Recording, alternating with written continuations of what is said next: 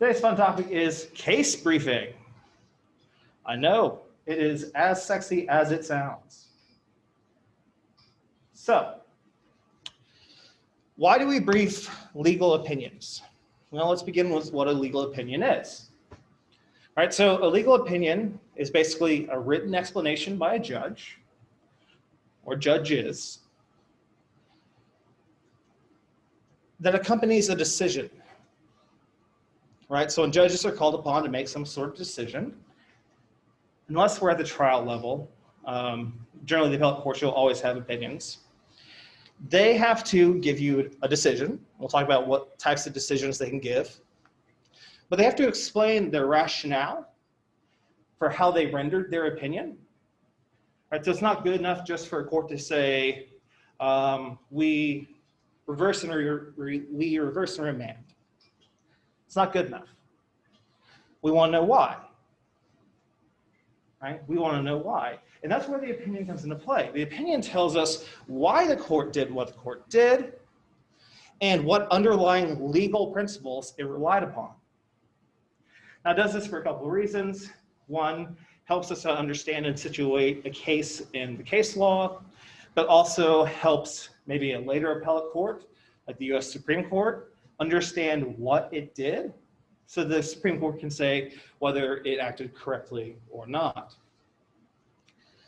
Now, that being said, legal opinion is a bit of a misnomer in that it carries the weight of law, right? So we call it an opinion, but that opinion has the full force and effect of law. Just like if Congress passed a statute, the opinion has the same full force and effect of law.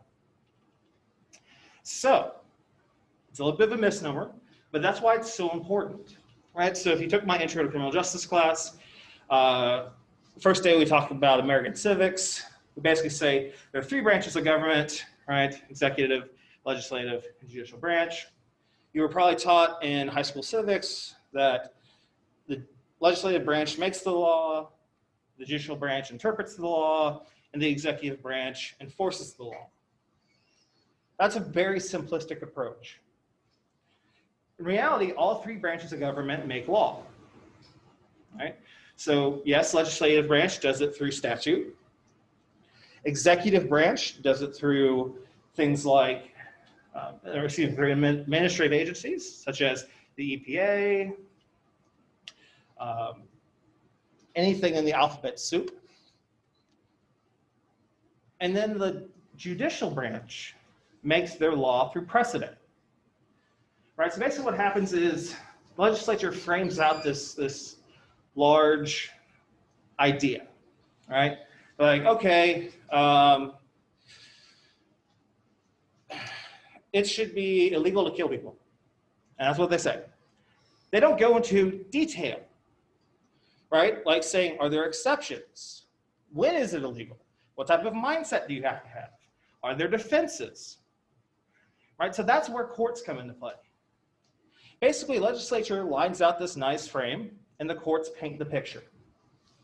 Right, so the courts get in there and they say, okay, legislature wasn't clear on this point, so we're going to say this is the law. Right, and that's kind of how things develop after a statute is passed, until we have divergence in opinions, right? Significant divergence in opinions. So we might have one jurisdiction say A, one jurisdiction say B, and one jurisdiction say C. That's when we start to see the Supreme Court getting interested in cases, because they want to give us a final definite ruling on what something means in line in interpretation with the US Constitution. So that being said, opinions can be very, very long, as you well know from having to brief the full Atkins v. Virginia case. Like, I tried to pick a case that I hoped was at least a little bit interesting.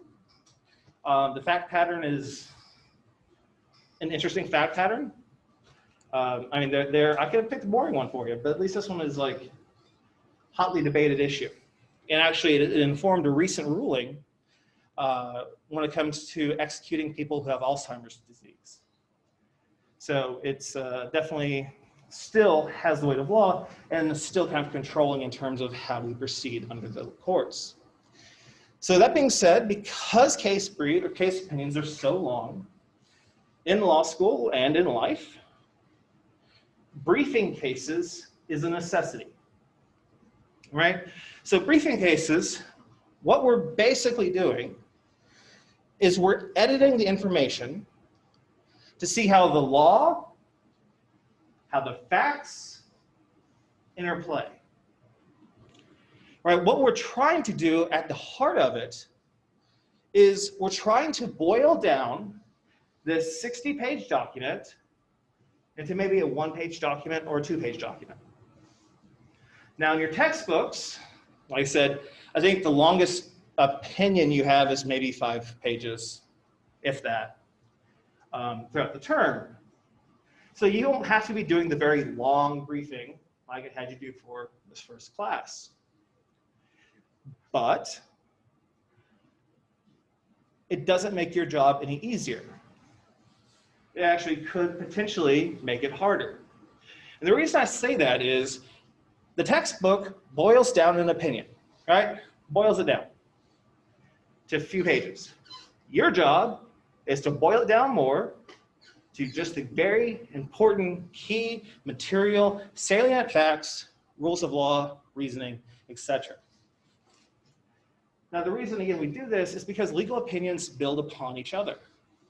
So in this class, you'll see we'll talk about Miranda v. Arizona, right?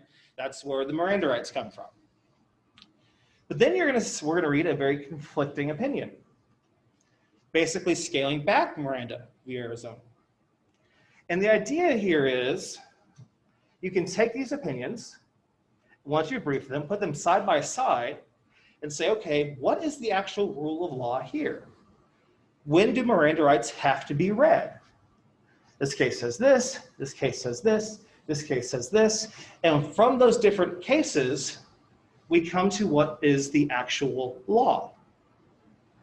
Right? So being a lawyer is basically being a very good researcher, an investigator. Understanding you have case A, case B, case C, they all say different things, but they all go together. And it's your job to figure out how we piece those together. Now in this class, since it's not a law school class, I'll be helping you through it, right? It'll be contextual, it'll be explained, we'll be talking about what it means, but we'll have cases along the way so you can see how it all interplays and you can practice the briefing process. So that being said, I did put on Canvas for you all a sample brief, a template, etc. That is just in case you want to use it. So there is no right way to brief a case, and there's no wrong way to brief a case. Well, there is a wrong way. The wrong way is if you don't have the right information. But that's it. Case briefs in this class and in law school are for you, not for me. I just do checkups to make sure we're all on the same page, nobody's falling behind, we all understand what's going on. They're for you, for studying for your exam, right? Because there will be case law on the exam. And you'll need to know what cases stand for. Now, there won't be as much case law in the first exam, but there will be substantially more on the second exam. But you'll have to understand, what do the cases mean and what is the rule of law, right? So you can go through, you're kind of creating a study guide as you go. Saying like, so that you don't have to go back and reread a court opinion and try to figure it out. You can do it in real time, put it in language that makes sense to you with notations, symbols, whatever that makes sense to you for your own edification. Right, so I just put on Canvas the template I created during law school that I used. You can do it however you want, right? I think the template I put up is, at least for me, and obviously I have a biased opinion, is a little bit easier to use than coming up with something from scratch. And it gives you the skeleton of what a good brief will entail, right? It goes through the facts, the issues, the holding, the reasoning, the rule of law, concurring opinions, dissenting opinions, etc. Right? And then has a special notes section where you define any terms that may be a new legal term, some Latin term that you're like, I need to remember what this Latin term means. Right? So again, it's kind of gives you the bare bones of what should be in a brief, but at the end of the day, it's your brief, it's your decision. When I do grade your briefs, right, I'm mainly looking for, did you do it? Did you put effort into it? And then, are you right? Not, is the structure right or anything along those lines. I'm looking for, did you get the rule? Is the rule the correct rule? And I'm not going to ding you on it. I'm here to help correct you and say, actually, look at it this way. This is how the rule plays out. Right? So again, don't let this stress you out. Don't let it be a big fear. But understand that it is the principle and it is the hallmark of law school. If you're going to law school, you'll get, if you've ever been in my office, you've seen those like big red books that have like international law, criminal law, all that stuff written on the side of them. Those are case books. So in law school, basically, you think your textbooks are expensive now. Just wait till you get to law school. Each term, I think I spent roughly $1,500 on textbooks, and they were rented. So, again, this is why lawyers are so damn expensive. Law school is expensive, but it is, in my opinion, completely worth it. But what happens is you get handed a book of cases. That's literally all that's in the book. There's no explanation like we have in our class. There's no like kind of hand-holding. It's just, here's a bunch of cases, figure it out. And that's what we're going to do in this class, is get you prepared to do that. Right? So that if you do decide to go to law school, you have a leg up over your competition. Right? And it is a competition. Law school is graded on an absolute curve. So what does that mean? That means, generally speaking, your sections, there's different sections in law school, your first year sections will be divided by about 100 students per section. Of that 100 students, only 1 or 2 can get an A. A few more can get a B. Majority will get a C. Some have to get Ds, and some have to get Fs. So you could be entirely correct answering your exam, entirely correct, and still get an F. We're not doing that in this class. The absolute curve, the idea is, we know you're right? You studied your butt off. We want somebody who's the most right, who can think in terms that are the most correct to what the law is, how to synthesize legal rules, how to break them down, and how to apply them to hypothetical situations. So again, this is where briefs come into play, because you'll be making briefs, and then in law school, you'll be making an outline. Right? And the two kind of merge together. So you'll take your brief and you'll boil it down even more for an outline. Now, I will say this, if you have any upperclassmen friends who've taken this class before, and they made an outline, up to you if you want to use it or not. Doesn't bother me. I mean, it's your studying, but you have to trust them. In law school, you'll find out that there are law students they're very competitive, right? Because there can only be a certain number of A's and stuff like that. But we also understand each other's struggle. So there's usually something for each professor's class called the Bible. The Bible started back when the professor started teaching by the very first students who had him or her. And it keeps getting added to and added to and changed and added to and changed over the years so that you get exactly what the professor said through the entire term, so you don't have to throw one together from scratch. That being said, you have to know the right people in order to get the Bible. Sometimes you have to pay said people for the Bible. But again, you can make your own outline. In this class, it's up to you if you want to make an outline. definitely brief cases. I recommend an outline just for studying. Again, you can use that in conjunction with the bar charts. Little pamphlet that I made you order, so you can kind of get a fuller, better understanding. So, that being said, that's kind of a very general and lengthy way of saying, why do we brief legal opinions? To understand the law. So, where do we begin briefing a case? I like to begin at the beginning. So, most cases are, quote, styled. That's a term you should definitely know. In the following ways. Right? Style basically just means how does the names of the parties, how do they play out? So, you're probably going to see these three. Plaintiff's last name versus defendant's last name.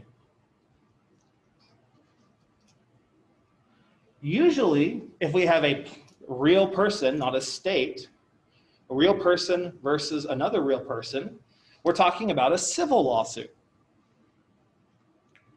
Right? But again, if we have a state, we can still have a civil lawsuit, but generally speaking, that's what you're going to see. Or you will see United States or state of New York, some state, versus the defendant's last name. Again, this is just how we begin the citation process. Or you will see petitioner or petitioner's last name versus respondent's last name. And that tells us we're at the appellate stage. Now, a couple things I want to point out before we jump down. You'll see that what we have up here will be one name versus one name, or United States versus one last name. There's a small v in the middle with a period. In legal terminology, that is versus. There's no s like you would have in standard English. So it's v, period. Lowercase v. You'll also notice it's underlined. Now, you can underline case name, or the style of the parties, or depending on the jurisdiction, you may have to use italics. So, generally speaking, Massachusetts obviously is where I went to law school and learned the law there. In Massachusetts, they kind of deviate from the norm, and they have things underlined. Other states, you have to italicize the names. Right? So it just depends on the jurisdiction. I don't expect you to know the jurisdiction in this course, like what each one wants, until you take legal research and writing and you understand and learn the Blue Book. It would be pointless. So when you hand in briefs, when you're working on them, if underline what you want to underline. If you want to italicize it, italicize it. But that is just the parties' names. All right? We'll go through a full citation here in a second. Now, for those of you who don't know, which I hope most of you do, the plaintiff is the person bringing a lawsuit. Generally speaking, if we use the term plaintiff, it's a civil lawsuit. Defendant is the one who is being sued, right? The one who's in jeopardy of losing money or property or whatever.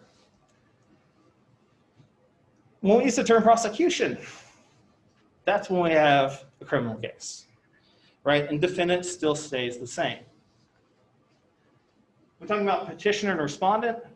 Petitioner is the person who wants the court's decision overturned, who doesn't like the court's decision and wants a different ruling.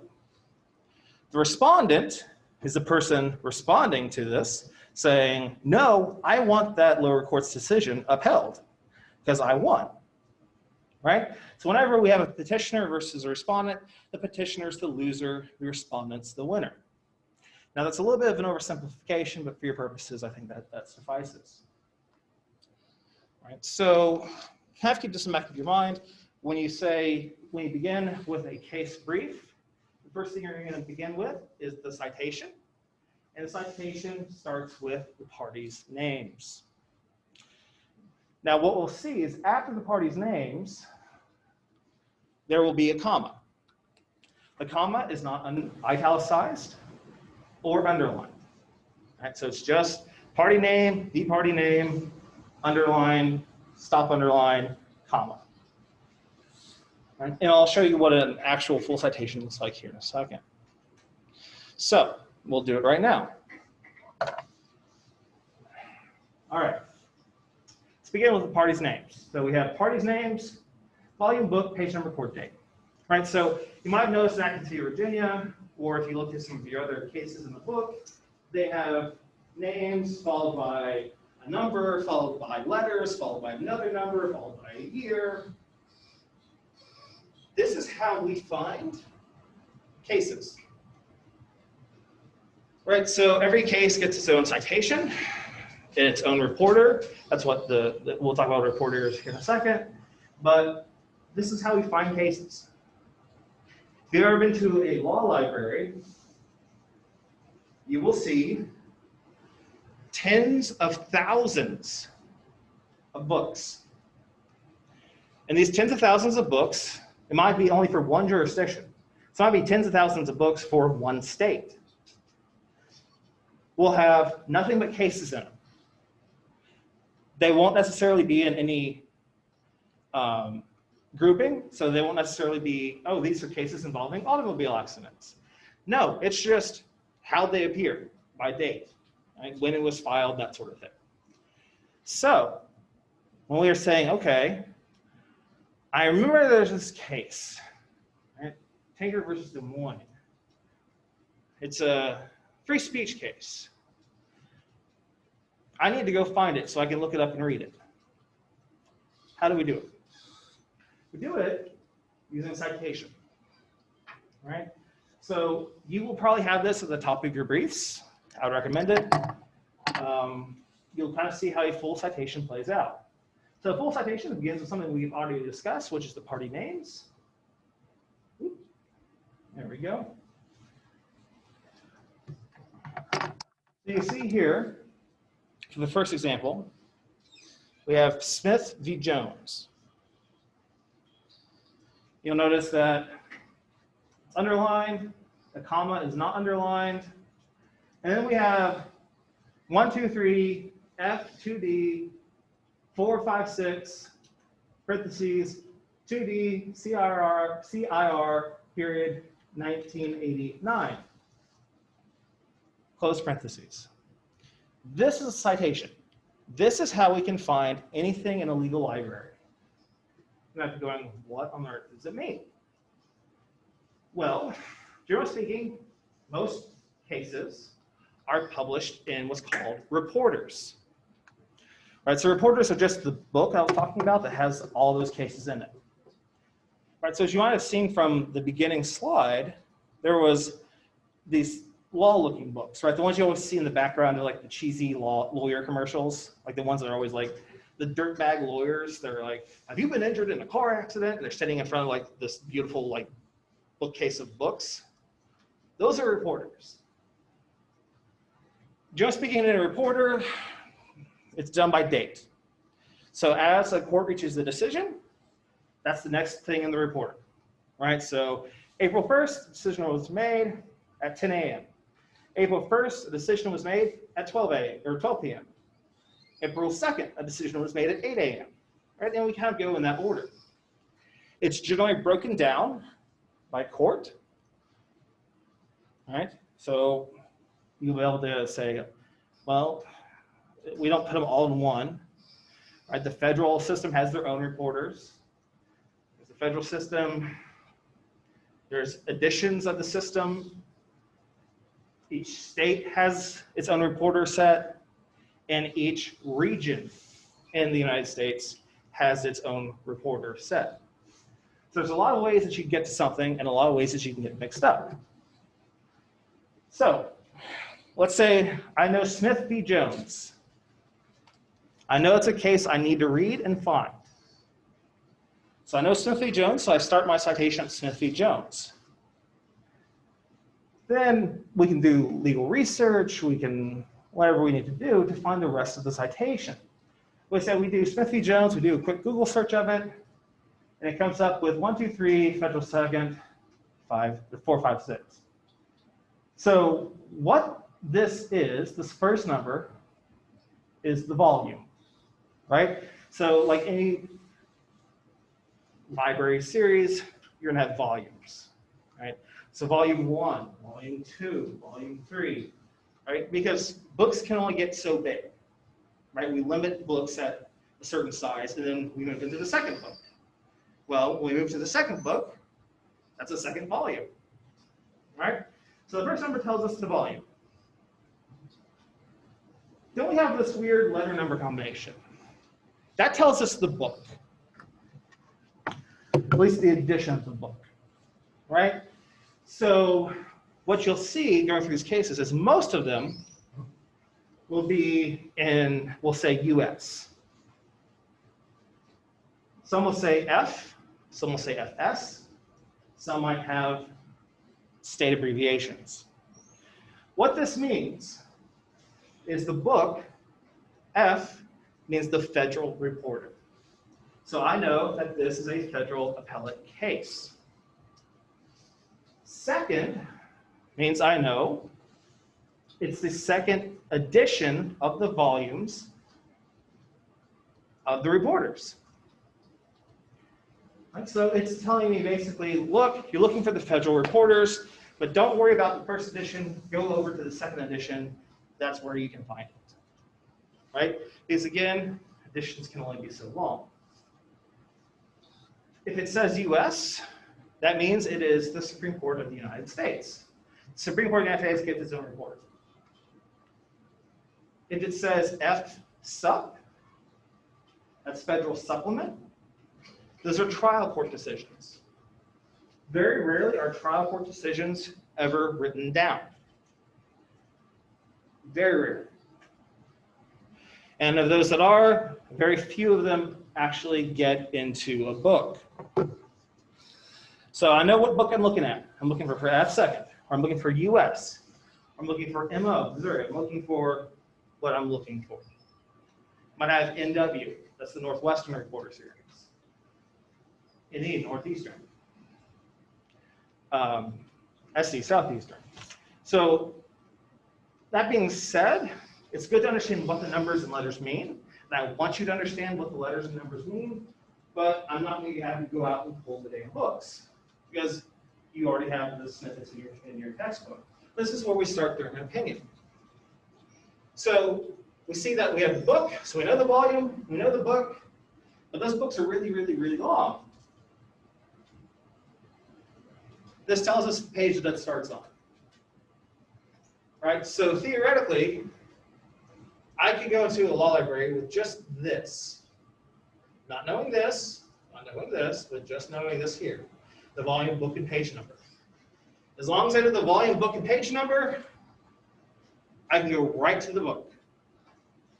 Right? I can go right to the book, flip right to where that case begins. That opinion begins. Then we follow it in a parenthetical with the court and the date. So in this case, 2D means second, obviously. CIR is circuit. So this tells me this is a federal appellate case that came from the Second Circuit Court of the United States Court of Appeals. And then we put a date. We put a year. Now there's one exception to this. That's if something is in the US reports, the US, the Supreme Court. If it's in the US reporter, you don't put Supreme Court of the United States. You just put the year. Right? Because the only thing allowed in the US reports are Supreme Court decisions. And I know some of you are like, what the hell is going on?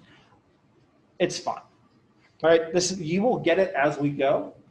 and you're not going to be expected to pull the books. If you're not like completely 100% sure, like you come across a case that says S third, and you're like, what? I don't know what that means. We'll talk about it. It won't be that big of a deal. It'll start to become second nature. All right, so this is just introducing what you start off with briefly.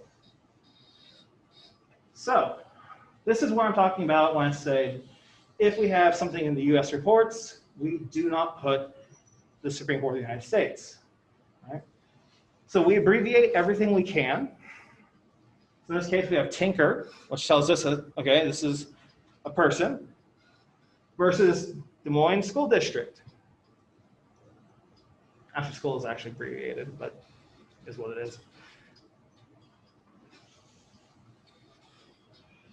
In case you don't know, this is the symbolic speech case, right? This is one of the free speech cases where the students wore black armbands to protest the Vietnam War. The superintendent caught wind of what they were going to do before they were going to do it, changed the rule in the handbook saying you can't wear anything that in protest of the Vietnam War and whatnot, and they got suspended and thrown out of school. So Tinker sues the Des Moines School District for violating their First Amendment rights. It goes all the way up to the Supreme Court, right? And so we know that it's in volume 393 of the US reports, the Supreme Court Reporter, on page 503. And for our own edification, we know it was decided in 1969. Now, the year is an important thing to take note of, especially as you work on your own briefs, because you're going to see, we might jump from the 1960s to 2000. There might not be anything in between. You get to figure out, all right, is the 1960s one still good law? How does it jive? How does it mesh with the 2000s case? How do I make sense of this? Right, so it's always important to keep note of the year. Now, this will often be followed by the author, all right? So the author will be the judge who wrote the opinion. Occasionally, you will come across the Latin term per curiam. That means by the court. So essentially, this says, look, no one justice or judge wants to attach their name to it, right? That no one did it on their own. The court did it together. So you'll occasionally come across that, but that's all it means. It's basically the judge didn't want to put his name on it or her name on it. Like it was done by the court with info and information by the court. Usually these are unanimous decisions. Because very rarely do you have a dissent from per curiam, because then you would know who didn't agree. So it's where we're at with per curiam.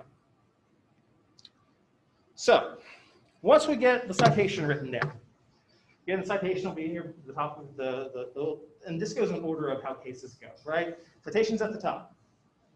Our next step is the facts. So the facts, this is the fun part of the cases forming, because you'll see some really like screwed up fact patterns. Like ones that you're just like, what on earth were they thinking? These are the fun parts, right? So what you're doing with the facts is you are summarizing what happened in the case, specifically what led to the litigation. So what happened before the trial? All right, what happened before the trial? Why did we have to trial? What happened? In this class, it's going to be because there was an arrest.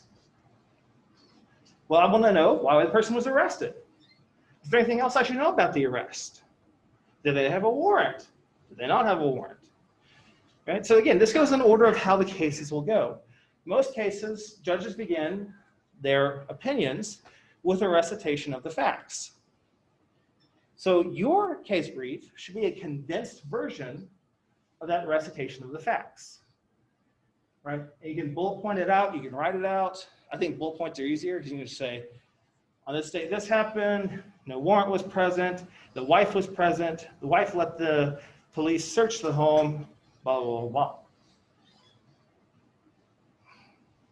Again, you don't have to get overly detailed. I mean, it's it's not necessarily that big of a deal getting overly detailed, but you need enough there that we can work with it, that you can distinguish it between another case that has a very similar fact pattern. Right, so that when it comes time for the exam, you remember, oh, that's right. In this case, this happened, then in this case, this happened. And the difference was in the facts, C was different. So that's how we kind of get our facts. That being said, this is where you should start your case brief after you've done the citation. And the reason that you should start after you've done the citation is because the fact process and deciding what are the key material salient facts depends entirely upon where the judge takes you, right? So you can't just read the fact pattern without reading the rest of it and go, oh yeah, this is important, this is important, this is important. Maybe it's not, right? All judges are virtually lawyers. We're very long-winded people.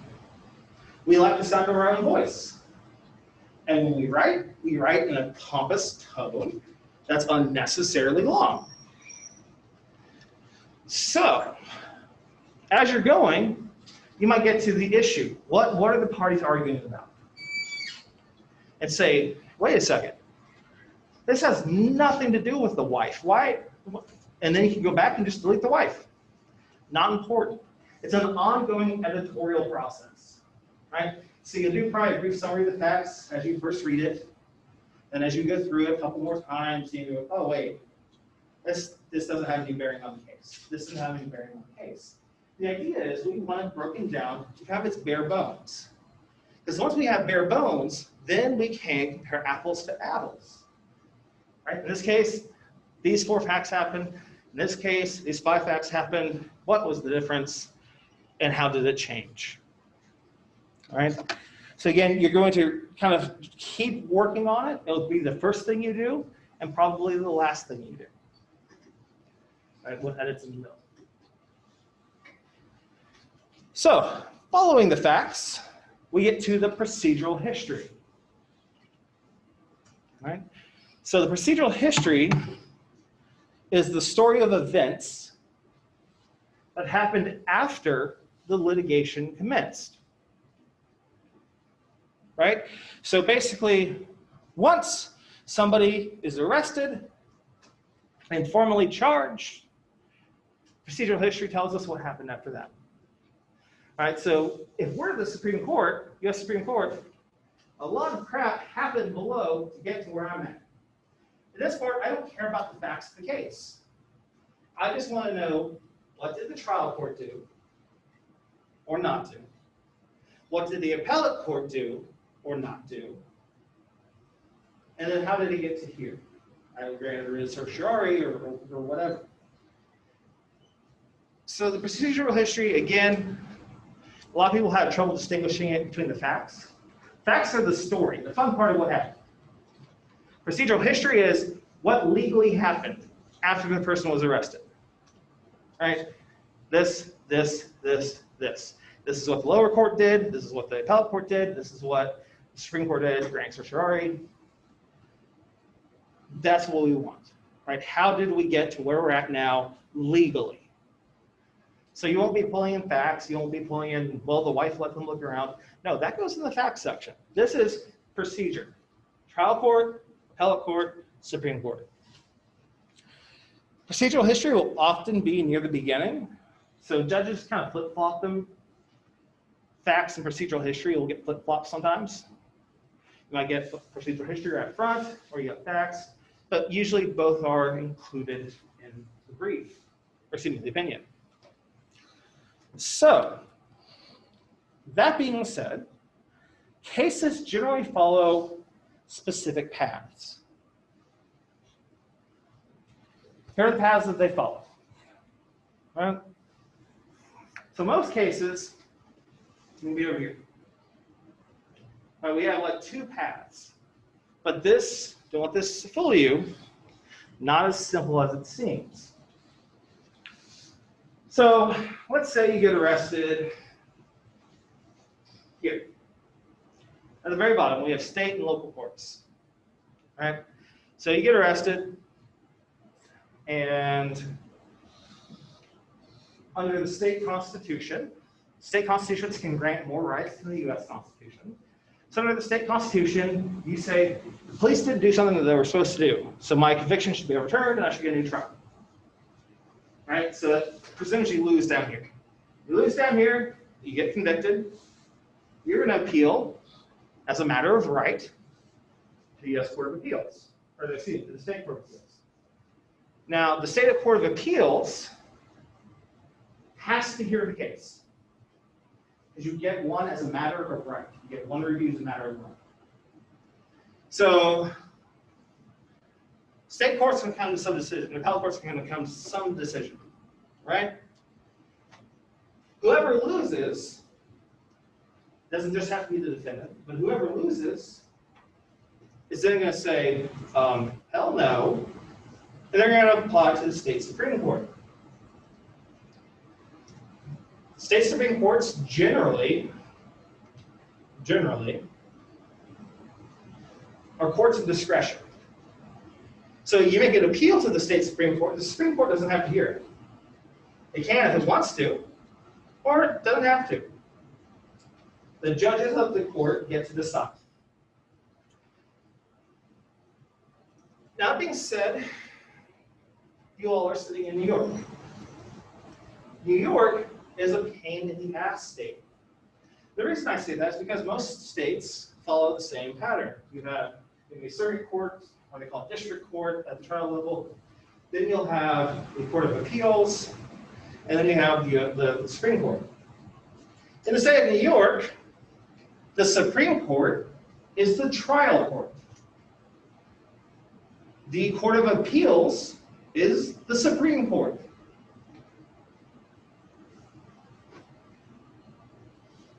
New York. So don't let that throw you. Generally speaking, we're talking about Supreme Court, right? Again, this is usually as a matter of discretion, but in states that do not have courts of appeal, then the Supreme Court of the state has to hear it. All right, so for instance, like New Hampshire, 4 people and a moose live in New Hampshire. There's no reason for us to have a middle court. So we'll just let the state Supreme Court decide it. All right, so we just kind of go right to them, and they have to hear it. Now, if we're dealing with an issue of state law or state constitutional law, this is it. So this is it. Can't go any higher. Cannot go any higher than the state Supreme Court. However, if, the big if, but if you are asserting that the police or the courts or something did something in violation of the U.S. Constitution, well, then you get to go from here to here to here if they allow it, and then if it's allowed, to here, right? Which gets you to the U.S. Supreme Court via a writ of certiorari. Basically, a writ of certiorari just says, lower court, send me the files. Right? So you can raise a federal issue in a state case and then go to the state or the U.S. Supreme Court. But it has to be a question of federal law or of the federal Constitution. Now, that being said, if we flip over to the district court side, this is the federal courts. Federal trial court is called the district court. Then we have the Circuit Court of Appeals, which must hear the case. And because we're in federal court, we get to go to the U.S. Supreme Court via the writ of certiorari. Again, Supreme Court gets about 20,000 petitions a year. Of that, they may hear 100. So they're very, very selective.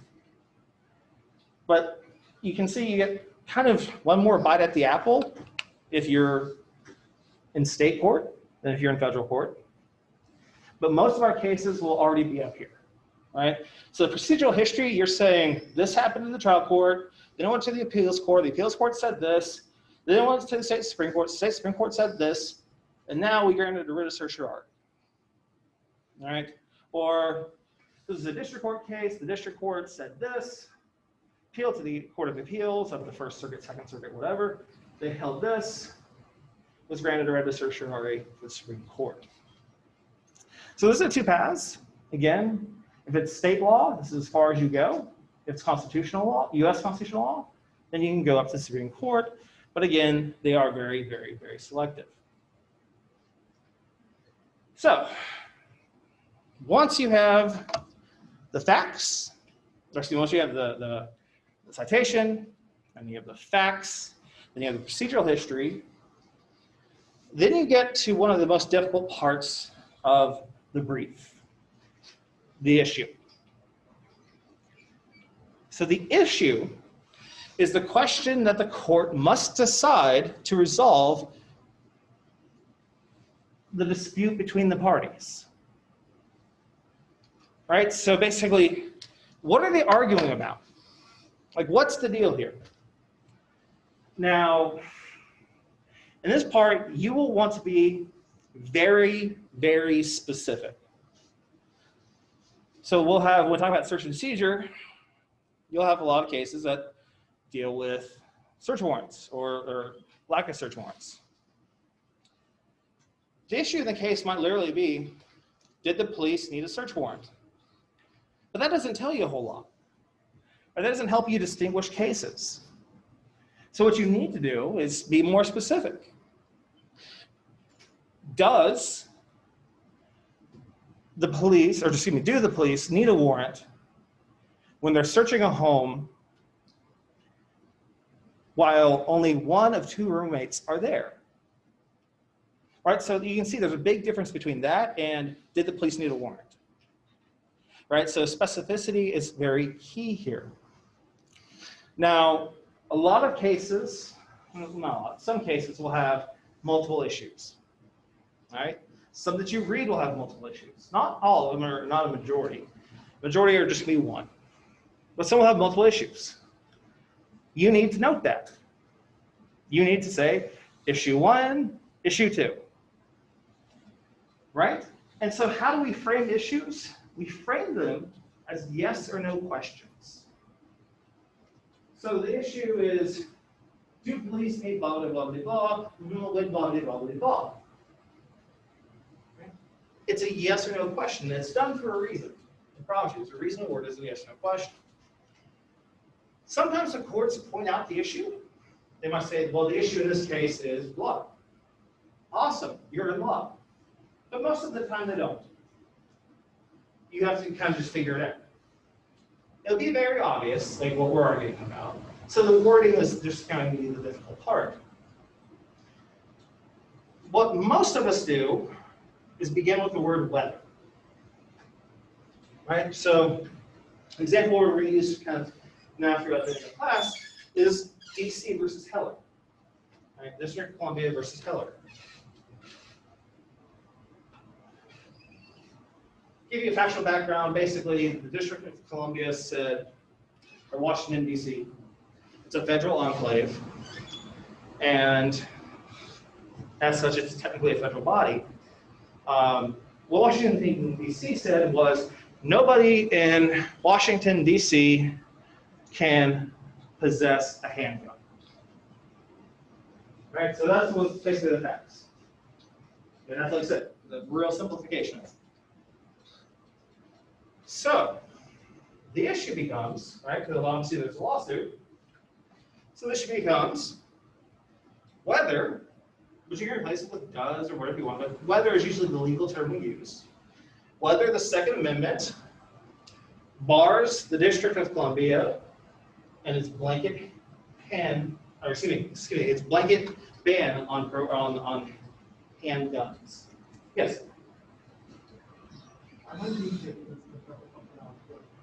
People in Washington, D.C. under this ban that own handguns, but they have to be disassembled. Yeah, like I said, one has an oversimplification, yeah. And there's different like caveats. But generally speaking, there was a blanket ban, right? Like it was just like you can't have a ready-to-go handgun. You can't. And in DC, you can't. Right? So lawsuit, And this is the question. This is what we're arguing over. Right? It's because somebody got arrested for it, or somebody didn't get a gun and they wanted to sue for it. So, what are we arguing about? Right? We're arguing about, does the Second Amendment put a prohibition or allow a prohibition of handguns? So, that's a question, right? Yes or no? Then that brings us to the holding. The holding is exciting because the holding answers the yes or no question with a yes or no. Right? The holding answers the yes or no question. Again, it's easier for you to review as you're reviewing for an exam, or if you're preparing for court, if you're writing a memorandum, whatever. You look down and go, all right, this is the issue. What the court said? The court said, yeah, okay. All right. So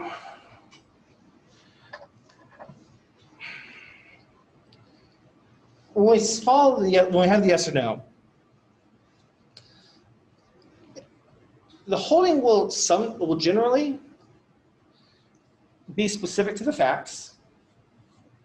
It'll incorporate some of the relevant facts. And it also gives rise to the rule, which can be applied in other cases. So we'll talk about in a second, and we'll get to the rule, it can be applied in other cases. In a case with multiple issues, there'll be multiple holdings, right? So the idea is what you would do if you had the DC versus Heller case. DC versus Heller, the Supreme Court said, you know, can you, under the Second Amendment, ban, or does the Second Amendment prohibit a blanket ban on handguns? The court said, yes. And then you say the court held that while gun ownership may be reasonably regulated to protect public safety, a blanket ban is unconstitutional. All right, so you're basically saying, answer the yes or no question, and then give me a snippet or a quick summary of whatever the rule is. What does this case stand for? Right? What does this, in the rule, it's like, what does this case mean for the future? We'll talk about that in a second. But you see it incorporated some facts, and it's giving us kind of a brief summary of what the case stands for, what the rule is.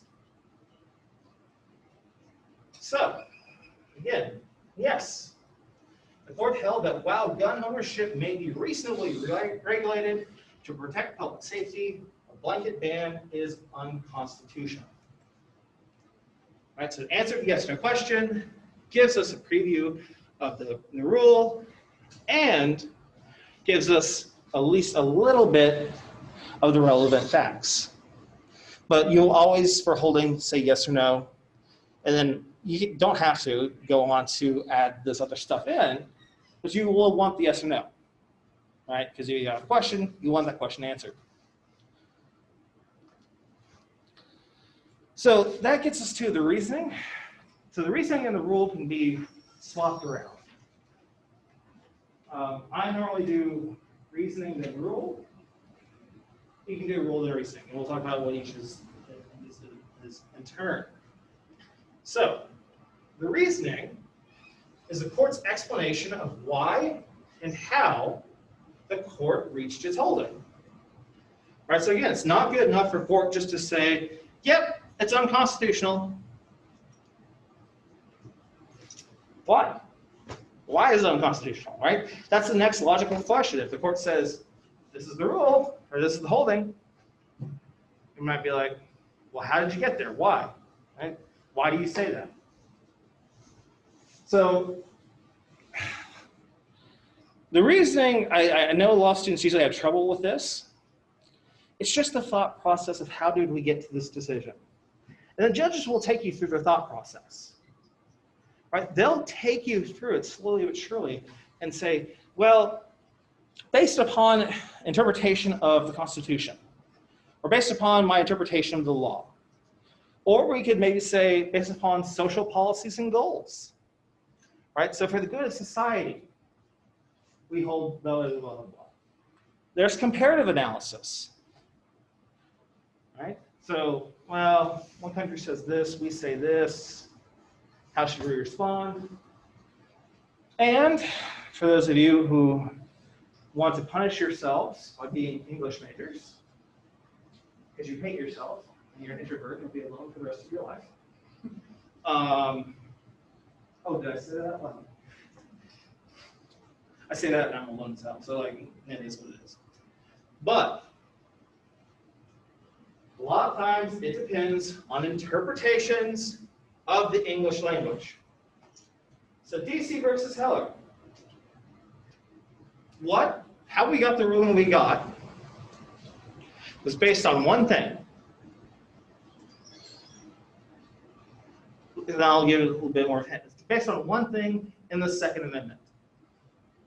What was that one thing? A singular comma.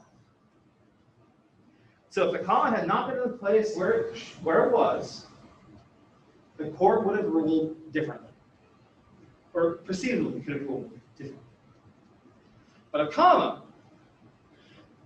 determined the Second Amendment case. Right? So the court reasoned, and this would be your reasoning section, the court reasoned the Second Amendment was crafted at a time when gun ownership was virtually uniform. While the amendment notes a well-regulated militia, comma, this clause is exemplary rather than restrictive. Direct quote from DC versus Heller.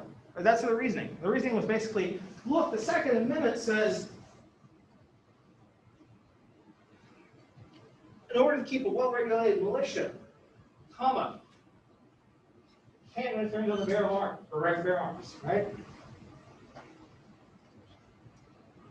Justice Scalia, who wrote this opinion, said that because that comma was there, and if we look at other places in the Constitution, or we look at English at the time that the Constitution, or the Second Amendment was written, we would see that the Founding Fathers just meant this, and what this is like this clause can be removed, and it does change the meaning of the whole amendment, right? It's just like, for example, we need a militia, so we can't do handguns.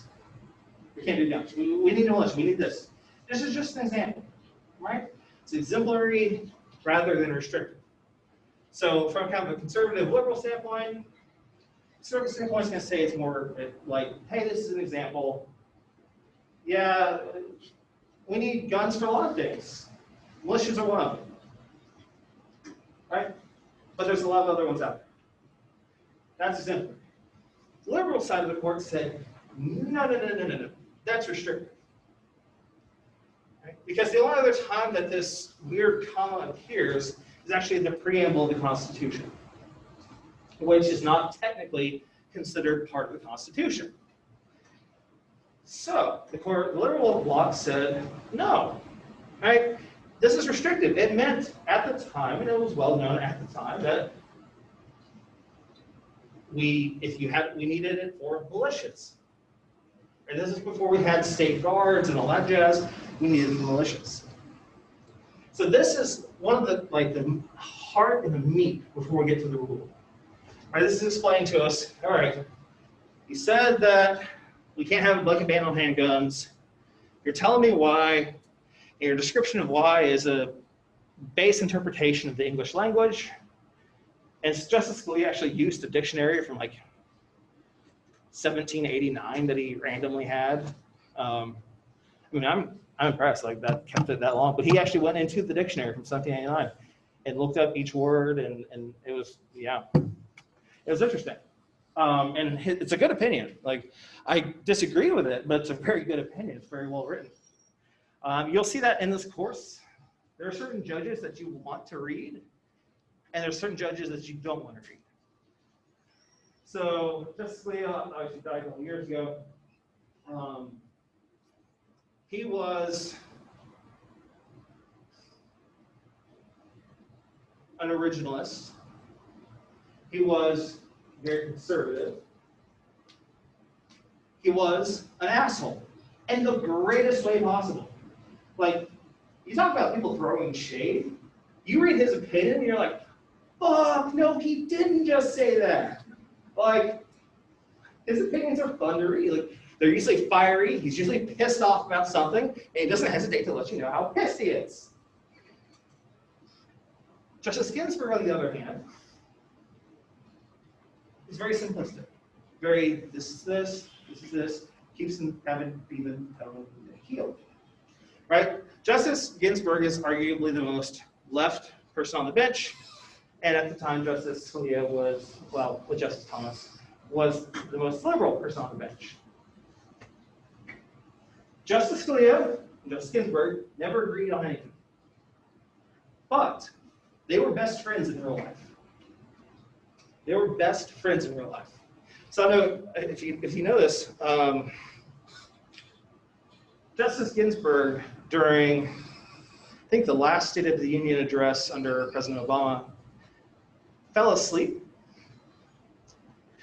because she and Justice Scalia, before the State of the Union address, went out to dinner and both got wine drunk.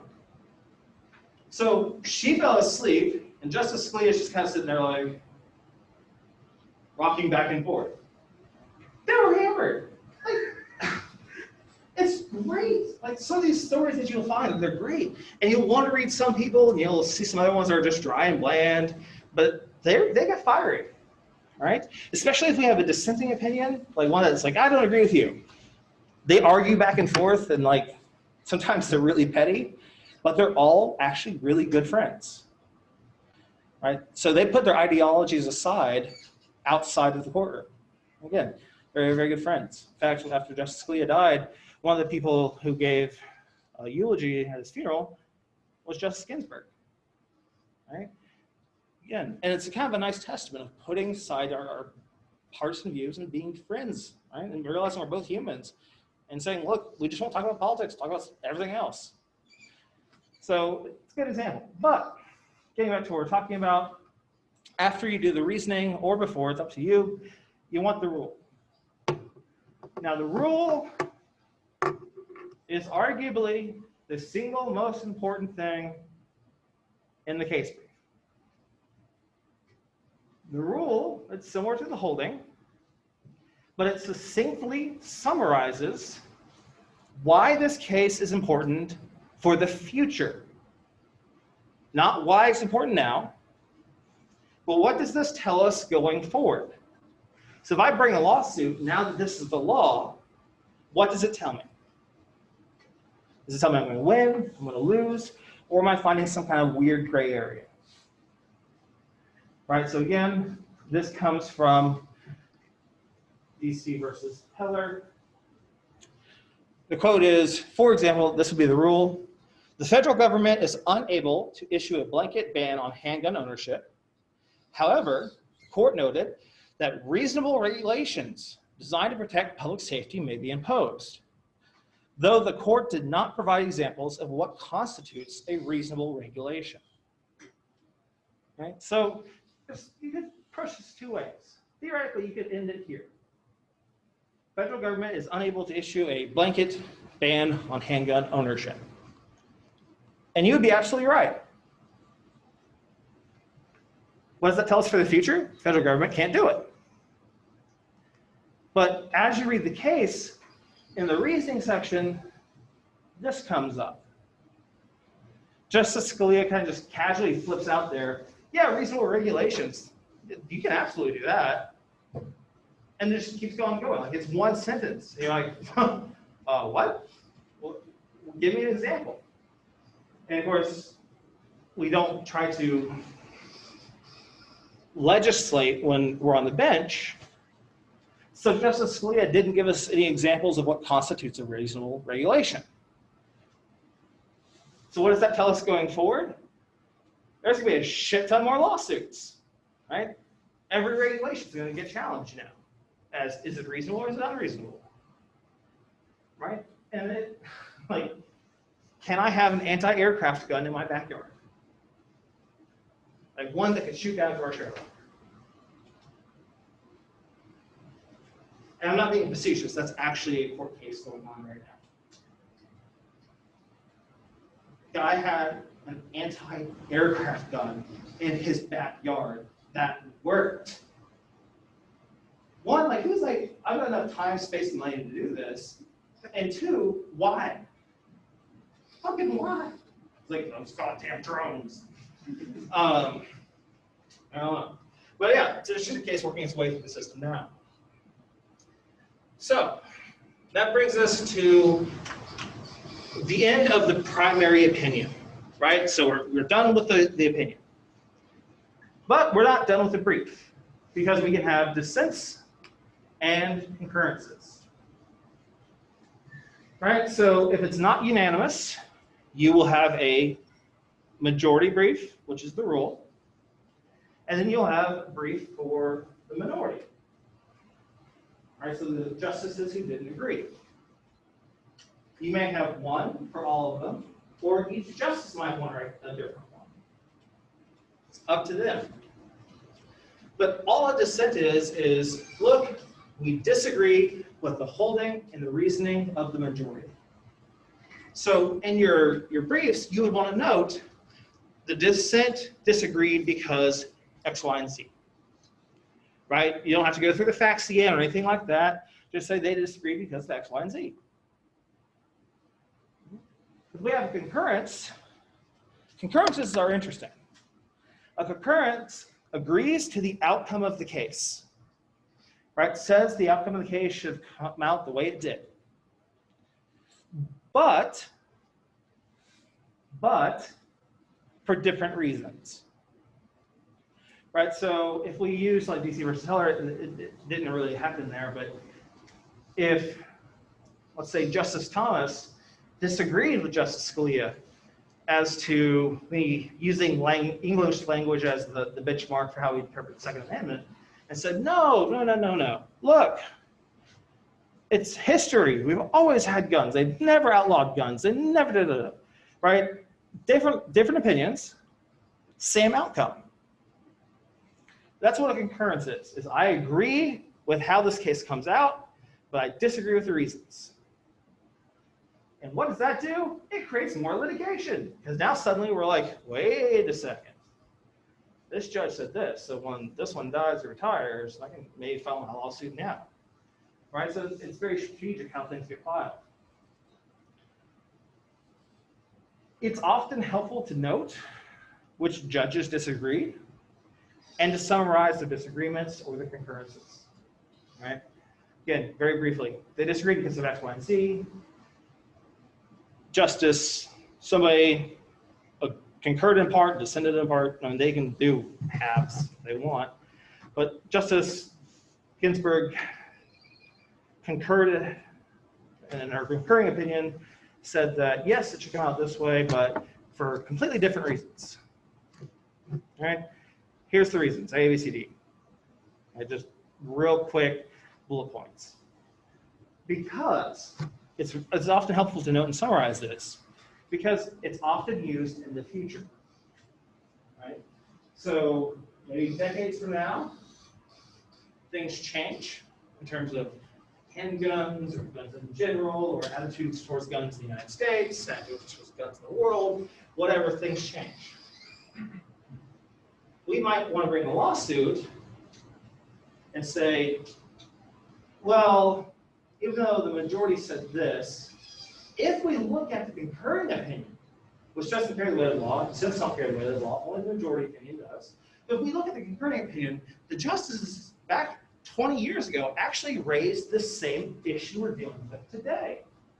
We should follow what that justice said. Right? So it gives us ideas of what the law can be, what the law should be, what the law could be. Right? So they're very important because we cite them a lot. We cite losers all the time. It's like, hey, theoretically, the U.S. Supreme Court is supposed to be like one of the top legal scholars, have the best legal mind in the world. So Supreme Court. That's how we theoretically pick judges. Should pick judges. Does politics come into play? Absolutely. But theoretically, we say, okay, yeah, we didn't win this portion of our case, but look, this judge, if we're going to have a new trial or anything else, but this judge, who is one of the top legal scholars in the world, agrees that this should be the outcome. It's time for a change. We should go with a concurrence. Right, so again, it's great to have. Some of your cases will have dissents and concurrences, some won't. The dissents and concurrences will be much, much shorter, right? So they might be like together a page or less than a page. Well, it's helpful to know why. So we can talk about it in class and go, well, what if we followed this person's rule? How does that change things? Because the law is evolving, the law is alive, it changes constantly, right? It changes constantly. So asking questions of, well, what would change if we did this, gives us a good legal debate, but also can start litigation that leads to real change. So, one of the last few things we're going to do is we're going to give the disposition of judgment. Or excuse me, the disposition of judgment. In the disposition of judgment, basically at the very end of the majority's opinion, they will say, generally, one of three things. We affirm. Basically, we uphold the lower court's decision. We affirm it. We say, yep, that's the right decision. We affirm in part, and we reverse in part. Basically, we say we agree with part of their decision on issue A, but we disagree with their decision on an issue B. So issue A stands. Issue B, we're taking care of it. We're fixing it, right? Where this has to change, has to get a new trial, whatever. So we can agree in part, and disagree in part, right? Affirm and reverse, or you'll see reverse. Reverse basically says we're not upholding any of the lower court's decisions, or at least the appellate court's decision below it. We're not upholding it. We're reversing it. Right? Reversing again, this is what you'll have. You'll have a section that just says disposition or judgment. I'll say affirm in part, reverse in part, or reverse. Now, if we have, well, with any of these, it's possible. But usually when we have some kind of reversal, generally appellate courts will also remand a case for further proceedings. Right? So what does this mean? This means that, say you get arrested for drug dealing, officers didn't have reasonable suspicion to stop and frisk you, you go all the way up to the Supreme Court, the Supreme Court says, because you got convicted, says, nope, we're reversing the conviction. Can the Supreme Court say you're guilty or not guilty? No, they can't. All right? They can't give you a new trial unless you're one of like the 5 delineations in the U.S. Constitution. They don't do trials. So there's, except for this between states and involves ambassadors and things like that, they don't do trials. Only the trial court does trials.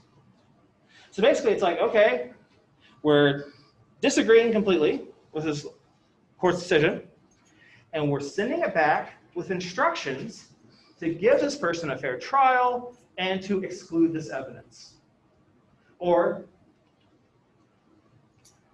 there will never be a directed verdict that say find them not guilty or anything along those lines, but it'll have something to do with usually a trial or proceeding. If the case is dismissed, should be dismissed, the Supreme Court might note that, say, this case should be dismissed, or reversing or remanding to the lower court for further proceedings. Because who can dismiss a case? Can the appellate court dismiss a case? Can the Supreme Court dismiss a case? No, it can't. Only the trial court can dismiss a case.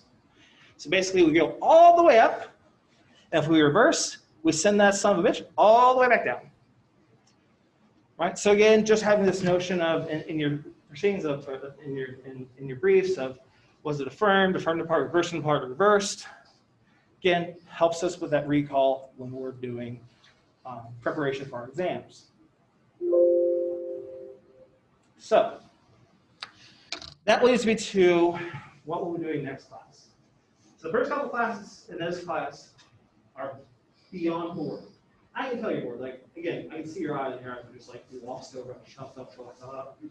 I would be too. Like, I bore my stuff. Hang in there. Because after we do the sources of criminal procedure, which I think is a relatively short class, then we jump into the good stuff. The You officer, you in my house, show me the fucking warrant. That stuff, which is fun. So, that being said, next class we're going to jump into and review the criminal process and criminal procedure. Again, just in case it's been a while since you've had an intro or something else, that you'll get kind of just a refresher of how we go through the process. Then we jump into warrants.